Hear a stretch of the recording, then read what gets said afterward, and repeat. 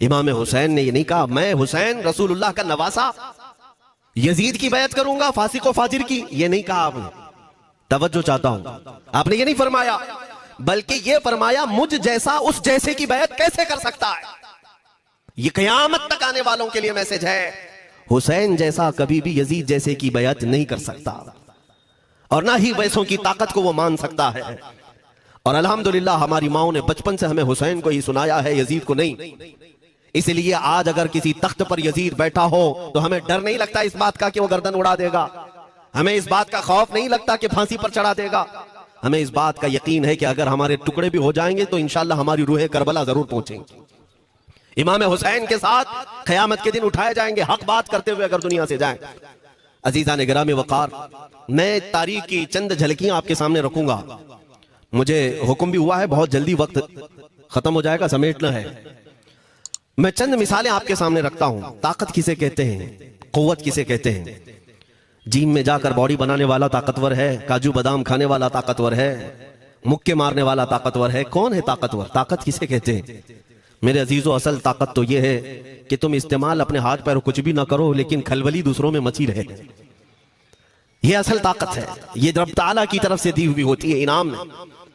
वरना आप सोच सकते हैं कि हुसैन आजम के साथ जो लोग आए थे वो कुल काफिला कितना था। अलग अलग रिवायतें, इमाम हुसैन के साथ 135 लोग थे, बाज रिवायात में है 96 थे, 96 लोग थे, बाज रिवायत में 82 थे। शहीद होने वालों की तादाद 72 है। लेकिन इस बात पर अक्सर उलमा मुहद्दिसीन का ख्याल है कि 82 लोग थे, 82 लोग थे। 82 के मुकाबले में कितने लोगों को आना चाहिए रास्ता रोकने के लिए? अगर किसी आम आदमी से भी पूछे तो डबल कर दो, ट्रिपल कर दो, 4 गुना ज्यादा कर दो। नहीं, 82 को रोकने के लिए पहले 1000 लोग आए, फिर वो 1000 के बाद 4000 प्लस आए, 5000 लोग सिर्फ 82 लोगों को रोकने के लिए आए रास्ता। फिर ये लोग 4 दिन तक रास्ता रोकते ही रहे, 5000 लोग मिलकर। 10वीं मुहर्रम होने से पहले पहले फिर तकरीबन 16000 लोग आए, यानी तकरीबन पूरे टोटल मिलाकर 22000 के करीब, 21000 समथिंग कुछ। 22000 की फौज क्या माने रखती है किसको रोकने के लिए? 82 लोगों को। इसी से समझ में आता है असल ताकत किसे कहते हैं। ताकत इसी को कहते हैं कि उधर 3 दिन के भूखे और प्यासे हैं, उनके खीमों में साजो सामान भी नहीं, जंग के असबाब भी नहीं, और वो जंग की नीयत से भी नहीं गए। उसके बावजूद 22000 के सीनों में जो खलबली मची है, दुनिया इसी को समझ नहीं पा रही है। अगर दुनिया ये समझती है क्वांटिटी का नाम ताकत है तो हम उसको रद्द करते नहीं, क्वालिटी का नाम ताकत है। ईमान ये असल ताकत है। और एक तारीखी बात मैं आपके सामने रखता हूं। इमाम हुसैन का रास्ता रोकने के लिए सबसे पहले यजीद की फौज से जो शख्स आया था उसको हुर बिन यजीद कहते हैं। हुर बिन यजीद अर्रियाई 1000 का लश्कर लेकर के इमाम हुसैन का रास्ता रोकने आए। 2 दिन तक इधर उधर घुमाते रहा, और जब जब नमाजें होती रही इमाम हुसैन मुसल्ला इमामत पर हैं और ये यजीदी इक्तिदा भी कर रहे हैं। हर जमात इमाम हुसैन के पीछे हो रही है। लेकिन मैं आपको बताता हूं, 10वीं मुहर्रम से पहले इमाम हुसैन ने खुतबा दिया और यजीदियों से कहा, क्या तुम मेरी हैसियत को नहीं जानते? मैं फातिमा जहरा का बेटा हूं, हैदर कर्रार का नूर नजर हूं, रसूलुल्लाह का नवासा हूं। मेरी निस्बतें क्या तुम्हें नहीं मालूम? तुम मेरे खून से अपने हाथों को ना रंगो। मैं तुम्हारे पास ऑप्शन रखता हूं, मैं इस रास्ते से अपने वापस मदीने की तरफ जाता हूं, या किसी साहिल की तरफ, या दिमश्क जाऊंगा। जंग करना नहीं चाहता तुमसे। ये 3 ऑप्शन जब इमाम हुसैन ने रखा तो यजीदियों ने एक को भी कबूल नहीं किया। वो जंग करना ही चाहते थे, इमाम हुसैन के खून के साथ खेलना ही चाहते थे। लेकिन जो हुर बिन यजीद है, तवज्जो चाहता हूं, जो खुद इमाम हुसैन का रास्ता रोकने के लिए आया, उसके दिल में यह बात आई और उसने आकर के 10वीं मुहर्रम को यजीदियों से कहा, मियां मान लो हुसैन की बात, 3 में से कोई एक बात मान लो, हम जंग नहीं करना चाहते, वो रसूलुल्लाह के बेटे ही तो हैं। तो सारे जो सिपह सालार बड़े बड़े थे, अमर बिन साद, शिमर वगैरह, हुर बिन यजीद से कहने लगे, तुझे कौन कहता है फैसला करने के लिए? तू सिपाही है, 1000 की नफरी तेरे साथ दी गई है, बस अगर तुझे हमारे साथ रहना है तो मैदान में जमा रहे, वरना चला जा, तू सुलह की बातें मत कर। हुर बिन यजीद उसी दिन 10वीं मुहर्रम को उन यजीदियों से कहता, अच्छा अगर तुम मेरी इस बात को नहीं मानते तो तुम्हारी सिपह सालारी तुम्हें मुबारक, मैं हुसैन के खीमे में जा रहा हूं। जो यजीद की तरफ से आया था वो किधर चला गया? मौला हुसैन के खीमे में। कब? सिर्फ 10वीं मुहर्रम, एक रिवायत में 9वीं मुहर्रम को, 1 दिन पहले इमाम हुसैन के खीमे में आया, दस्तबोसी की, माफी मांगी, और इमाम हुसैन ने कहा अब तुम जा सकते हो अपने घर। हुर बिन यजीद ने कहा मैं उस वक्त तक अब आपका साथ नहीं छोड़ूंगा जब तक मेरे जिस्म में आखिरी सांस बाकी रहेगी, मैं आपके साथ रहूंगा। अब इमाम हुसैन की वफादारी में आने वाला कौन था? इसलिए मैं आपको एक चीज दे जाता हूं मेरे अजीजों, अल्लाह अज़्ज़ वजल की कुदरत के फैसले हैं, वो जब चाहता है कहीं से भी किसी को हिदायत अता फरमाता है। वो बातिल कुव्वतों के मौजूद पलने वाला बच्चा भी कभी रब तबारक व तआला हिदायत देता है, उसे आलिम बनाता है, और कभी काबे की छांव में पलने वाले को मौला अबू जहल भी बनाता है, गुमराह कर देता है। हुर बिन यजीद मौला हुसैन के पास आ गए। जो बात मुझे कहनी है उसके लिए मुझे इतना वाकया बयान करना पड़ा है। मैं असल पॉइंट की तरफ आता हूं, क्यों मैं ये बयान कर रहा हूं। जब 10वीं मुहर्रम को जंग शुरू हुई, अम्र बिन साद ने तीर चलाया, तो जानते हैं खीमा हुसैन की तरफ से सबसे पहले मैदान में उतरने वाला यही हुर बिन यजीद ही, यही उतरे अपने घोड़े पर सवार होकर उन्हीं यजीदियों से लड़ने के लिए जिनकी फौज में ये आए थे, उनके मुकाबले में लड़ने के लिए गए। और जब लड़ने की इब्तिदा हुई, सुबह से दोपहर के करीब तक वो लड़ते रहे, जवाल तक। अब जो बात कहना है तवज्जो से सुनो। हुर बिन यजीद ने सुबह से लड़ाई की, बहुतों ने वहां पर मैदान जंग में मुकाबला आराइयां की हैं, लेकिन हुर बिन यजीद की जो लड़ाई है वो तारीख में लिखी हुई आज भी। उन्होंने यजीदियों के साथ जो जंग किया, कई घंटे जंग करने के बाद जानते हैं तन्हा हुर बिन यजीद ने 120 यजीदियों को कत्ल किया। 120 की तादाद, एक घोड़सवार एक ही है, 120 को मार गिराया। उसके बाद जामे शहादत नोश किया।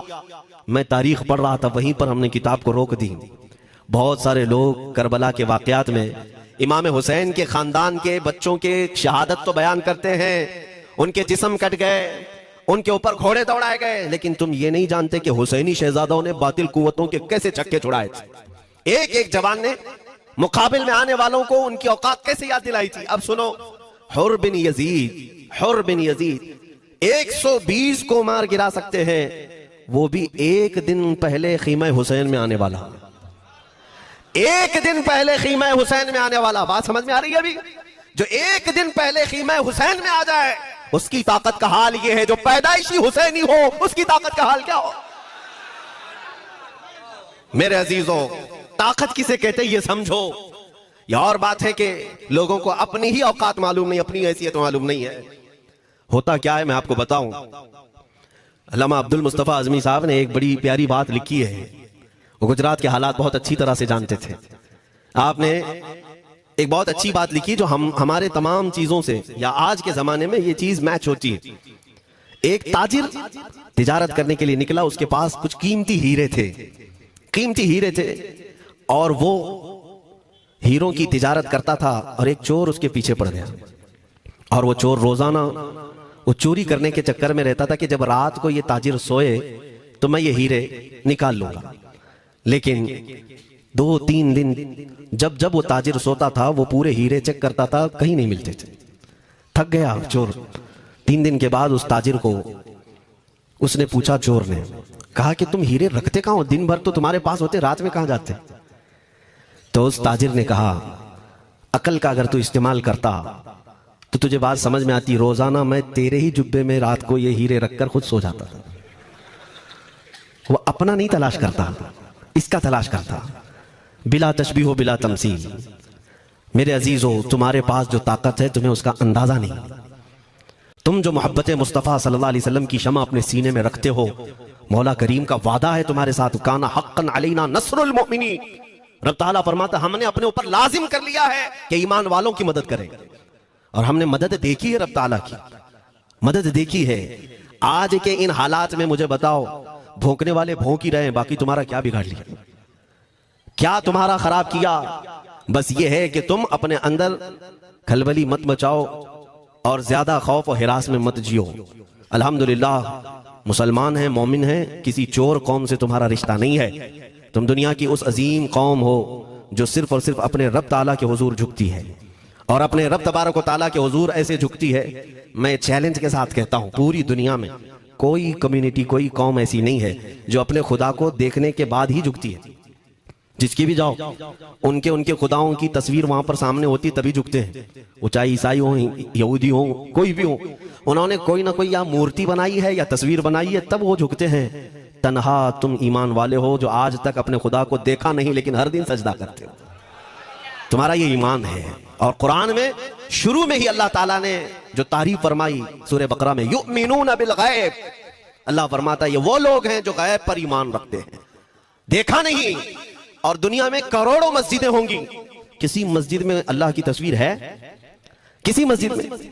और या तुम्हें सलातो सलाम पढ़ने के लिए मेरे आका की तस्वीर देखने की जरूरत है? यही तो तुम्हारा ईमान है मेरे अजीजों। मेरे आका को हमने दिल में बसा रखा है, और जब हुजूर पाक की याद आई बगैर तस्वीर देखे हम खड़े हो जाते हैं, और उनकी मोहब्बत वैसी होती है, हमें किसी तस्वीर और मूरत को देखने की जरूरत भी नहीं होती। तुम्हारी खुसूसियात बहुत हैं। अल्लाह रब्बुल इज्जत ने तुम्हारी पेशानियों को महफूज रखा है, किसी अहरे गैरे के सामने झुकने नहीं दिया। पेशानी मुकद्दस है तुम्हारी। हाँ, ये तो नहीं है कि तुम किसी दरख्त पर भी चले जाओ, पत्थर पर भी चले जाओ, चूहे पर भी झुक जाओ, सांप पर भी झुक जाओ, नहीं है। एक सहाबी हैं, ईमान लाने के बाद वो कहते हैं या रसूल अल्लाह सल्लल्लाहु अलैहि वसल्लम, दो वाकयात ऐसे हैं जो जमाने जहालत में हम करते थे। एक वाकया याद करता हूं तो रोना आता है, और एक वाकया याद करता हूं तो हंसी आती है। हुजूर ने फरमाया वो दोनों क्या है बताओ? उन्होंने कहा पहला वाकया तो यह है जिसको याद करके रोता हूं कि जवानी में जब हमारे घर बेटी पैदा होती थी तो हम उसका गर्दन मरोड़ कर दफन कर देते थे। आज मुझे ये बात याद आती है तो रोना आता है कि हमने ऐसे कई बच्चियों को दफन कर दिया। अरब वाले दामाद बनाना नहीं चाहते थे और बेटियों को पहले ही मार देते थे। ये वो सहाबी कहते हैं अब याद आती है बात तो रोना आता है। मेरे आका सल्लल्लाहु अलैहि वसल्लम ने फरमाया फिर हंसी किस बात पर आती है? कहते हैं जमाने जहालत में हमारे खुदा जो होते जिनकी हम इबादत करते थे, तो जब सफर में जाना होता था तो आटा गूंद करके खुदा बना लेते थे, क्योंकि सफर में जाना है और हर जगह उनको साथ में रखना था खुदा को। वो साहब ही कहते हैं सफर के खुदा और होते थे, हवा का अलग, पानी का अलग, मिट्टी का अलग, सब लेकर के चलते थे। फिर हुजूर ने फरमाया हंसी किस बात पर आती है? वो कहते हैं बीच रास्ते में अगर खाना खत्म हुआ तो कभी खुदा का हाथ तोड़ के खाते थे, कभी पैर तोड़ के खाते थे। अरे मेरे अजीजों 1400 साल बाद आज जब आप हंस रहे हैं, उस सहाबी को तो इस बात पर हंसी आती होगी। मैं ये बात सिर्फ इसलिए अर्ज कर रहा हूं कि शुक्र मनाओ अल्लाह रब्बुल इज्जत का कि तुम्हें रब तबारक व तआला ने उस कौम में पैदा किया है जिसका माथा सिर्फ वहदहू ला शरीक की बारगाह में झुकती है। तुम ईमान वाले हो। और मैंने आयत यही तिलावत की खुतबे में, वला तहीनु वला तहज़नु व अंतुमुल अअलौना इन कुंतुम मुमिनीन। घबराओ मत, परेशान मत हो, तुम सबसे ज्यादा सरबुलंद रहोगे अगर तुम ईमान वाले हो। ये कुरान की आयत है। ईमान किसे कहते हैं? ईमान किसे कहते हैं? यानी अल्लाह ने फरमाया अगर तुम ईमान वाले हो तो सबसे ज्यादा कामयाब हो। अब हम पूछते हैं रसूल पाक से ईमान किसे कहते हैं? मेरे आका की जुबान से सुनो, ला युमिनु अहदुकुम हत्ता अकूना अहब्बा इलैहि मिन वालिदिही व वलदिही वन नासी अजमईन। हजरत अनस से रिवायत है, हुजूर पाक सल्लल्लाहु अलैहि वसल्लम फरमाते हैं तुम में से उस वक्त तक कोई कामिल ईमान वाला नहीं हो सकता जब तक अपने वालिदैन, अपने बच्चे, अपने और सारे इंसानों से ज्यादा मैं उसके नजदीक महबूब ना बन जाऊं। हुजूर से कामिल मोहब्बत जब तक ना करोगे तब तक ईमान भी कामिल नहीं है। खुलासा कलाम यही है कि मोहम्मद से वफा तूने तो हम तेरे हैं, ये जहां चीज है क्या लौह कलम तेरे हैं। बस इसी बात पर आपको आना है। इकबाल भी ये कहता है मैं जर्मनी गया, यूरोप का सफर किया, वहां की तरक्कियों को देखा और वो लोग बहुत आगे बढ़ रहे थे। मैं इसीलिए सफर किया कि मैं वहां तहकीक करके आऊं, देखूं, अपनी कौम को आकर के मैं बताऊं मुसलमानों को कि किस फील्ड में तुम जाओगे तो कामयाब होंगे। साइंस में, फिजिक्स में, ज्योग्राफी में, केमिस्ट्री में, मैथ्स में, कौन सी फील्ड में तुम जाओगे तो ज्यादा माहिर होगे। कई साल इकबाल ने वहां की खाक छानी, तहकीकात किया और वापस जब आया अपनी कौम की तरफ, अल्लामा इकबाल कहते हैं मैं सारी दुनिया वहां की यूरोप की छान करके आया, यही देखने गया था कि मेरी कौम किस मैदान में उतरे तो कामयाब होगी। तो लोगों ने पूछा क्या वो तुम्हें राज मिल गया? वो कहते हैं हाँ मुझे राज मिल गया। लोगों ने पूछा किस मैदान में उतरे? तो इकबाल कहता है मैं तो राज को पहुंचा, अपनी कौम को बताता हूं तुम्हारी तरक्की का राज सिर्फ इतना ही है कि मोहम्मद से वफा तूने, कि मोहम्मद से वफा तूने तो हम तेरे हैं। ये जहां चीज है क्या लौह कलम तेरे हैं। सारी कामयाबी का असल राज मेरे आका से बेइंतहा मोहब्बत है। मैं दीनी शख्सियात की बात अपनी जगह पर, जो जिसको आप दुनियावी उलूम कहते हैं, लाओ मैथ्स का कोई बहुत बड़ा माहिर रियाजीदान या कोई साइंटिस्ट आपको ऐसा लगता हो, लाओ मेरे आला हजरत इमाम अहमद रजा फाजिल बरेलवी के सामने। जानते हैं आप उस आला हजरत फाजिल बरेलवी ने 55 उलूम पर अपनी तहकीकात लिख दी हैं। बाकी जानते कितने थे वो अल्लाह ही बेहतर जाने। एक बात मैं आपको बता रहा हूं, मैथ्स में, मैथमेटिक्स में उनके पास ऐसी ऐसी इजादात थी। एक किताब आला हजरत ने लिखी है ज्योमेट्री पर। आज के बच्चे जो कॉलेज पढ़ते हैं वो जानते होंगे। ज्योमेट्री की भी कई उसमें अक़साम लिखी गई हैं। और आला हज़रत ने किताब लिखी है कश्फुल इल्ला अन सिमतिल क़िबला, क़िबला पहचानने का इल्म। तुम तो आज वो कंपास लेकर के पहचानते हो ना, अब तो मोबाइल में आ गया, मोबाइल को घुमाओ, इधर दिखा रहा उधर, उधर दिखा रहा उधर क़िबला। मेरे अजीजों, इस्लाम मशीनों से नहीं चलता है। इसका सेल चला गया तो क्या तुम्हारा इस्लाम चला जाएगा? इसकी बैटरी चली गई तो क्या तुम्हारा दीन चला जाएगा? नहीं, इस्लाम मुकम्मल कवायद और ज़वाबित के साथ है। सारी मशीनें खत्म भी हो जाए, इस्लाम ने तुम्हें कायदे बनाकर दिखाए हैं, प्रैक्टिकल। ये क़िबला पहचानने का इल्म होता है। शहर का तूलुल बलद अर्जुल बलद देखना होता है, बहुत सारी उसमें चीजें, उसकी सतह समंदर से ऊंचाई कितनी है, फिर सितारों को देखा जाता है, फिर पहचाना जाता है क़िबला, उसको हिसाब में लगाया जाता है। आला हजरत ने ये जो किताब लिखी पूरे 1400 साल में है। आला हजरत की ये किताब जिसमें 10 कायदे खुद उन्होंने इजाद किए, उनसे पहले किसी ने नहीं लिखी, खुद उन्होंने इजाद किए। और उसके बाद आला हजरत ने चैलेंज के साथ कहा कि मैंने, फकीर ने ये 10 कायदे इजाद किए हैं, इस पर कोई अमल करके क़िबला पहचानना चाहे तो उस पर अमल करके खड़ा हो जाए। अगर हिजाबात हटा दिए जाएं तो काबा उसकी नाक के सामने होगा। आला हज़रत ने लिखा है काबा ऐन उसकी नाक के सामने होगा। परफेक्ट कायदे उन्होंने लिखे। ये कायदे कहां से आए? हिसाब, मैथमेटिक्स। जो अलीगढ़ के प्रोफेसर अपने फंसे हुए मसाइल हल करने के लिए आला हज़रत के पास आए, वाकयात आपने सुने होंगे। अब मैं आपसे कहता हूं, बहुत बड़े प्रोफेसर साहब अलीगढ़ के, वो लंदन या ऑक्सफोर्ड जा रहे थे या जर्मनी जा रहे थे कुछ मैथ्स के फंडे हल करने के लिए। आला हज़रत के खलीफा ने उन्हें मशवरा दिया कि चले मौलाना अहमद रजा साहब बरेली में रहते हैं, उनसे बात कर लेंगे। पहले तो उन्होंने मजाक उड़ाया, मौलवी लोगों का काम है, प्रोफेसर जिसमें फंसा हुआ है। उन्होंने कहा लंदन और जर्मनी जाने में जितना खर्चा आता है उससे कम ही बरेली को लगता है, एक बार ट्राई कर लीजिए। वो आए आला हज़रत के यहाँ, वो मौलाना सैयद सुलेमान साहब के कहने पर जब आला हज़रत के पास आए, असर का वक्त था, अजान हो चुकी थी, आप मस्जिद की तरफ जा रहे थे। प्रोफेसर साहब से मुलाकात हुई। आला हज़रत ने पूछा कैसे आना हुआ? उन्होंने कहा एक बहुत पेचीदा मसले में फंस गया हूं, मैथ्स का, रियाजी का, हिसाब का हल नहीं होता, इसके लिए मैं बाहर का सफर कर रहा था। आपके शागिर्द मौलाना सुलेमान साहब ने कहा कि आपसे मिलने। आला हज़रत ने कहा दिखाएं क्या मसला है? उन्होंने कहा इतने शॉर्ट टाइम में ये हल नहीं होगा, नमाज के लिए आप जा रहे हैं। आला हज़रत ने फरमाया फिर भी दिखाओ। आला हज़रत को उन्होंने वैसे ही खड़े दिखाया। देखते ही आला हज़रत ने उंगलियां रखी और कहा इसका यहां से, इसका यहां से, फलां का यहां से, इस तरह आप लगा करके देख ले, मैं असर की नमाज से फारिग होकर आता। वो प्रोफेसर साहब कहते हैं उन्होंने चुटकियों में यूं हल किया, मैं जब बैठ करके उस मसले को लगाया तो तुरंत 2 मिनट में वो मसला हल हो गया। अब जिसके लिए मैं ये वाकया अर्ज कर रहा हूं सुनो। वो हैरत में आंखें फटी फटी रह गई उस प्रोफेसर साहब की। उधर नमाज होने के बाद आए आला हज़रत, तो वो अश करने लगे। कहा मौलाना साहब मैं पहली मर्तबा देख रहा हूं कि मदरसे का कोई मौलवी मैथ्स के इतने टफ फंडे को हल कर लेता हो। मौलाना ये तो बताएं, ये रियाजी और ये मैथ्स के मसले आपने किससे सीखे? कौन है आपको? किस कॉलेज में, किस यूनिवर्सिटी से आपने सनद हासिल की है? यही मुझे कहना है मेरे से। अब आला हज़रत का जवाब सुनो। कहते हैं जनाब मैंने अपने वालिद से सिर्फ प्लस माइनस और मल्टीपल के मसले सीखे, जमा, नफी और ज़रब हमारे वालिद साहब ने बस इतना ही सिखाया। और उस वक्त बचपन में मुझे मंतिक, फलसफा, ये सब किताबें पढ़ने का शौक था। मैं हिसाब के, ज्योमेट्री की ये किताबें लेकर बैठा। मेरे वालिद आए, देखा, पूछा अहमद रजा क्या पढ़ रहे हो? मैंने दिखाया ये मंतिक है, फलसफा है या हिसाब की किताबें हैं।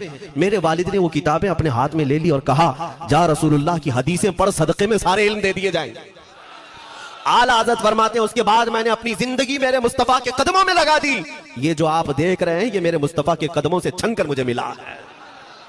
बस बात समझ जाओ, ताकत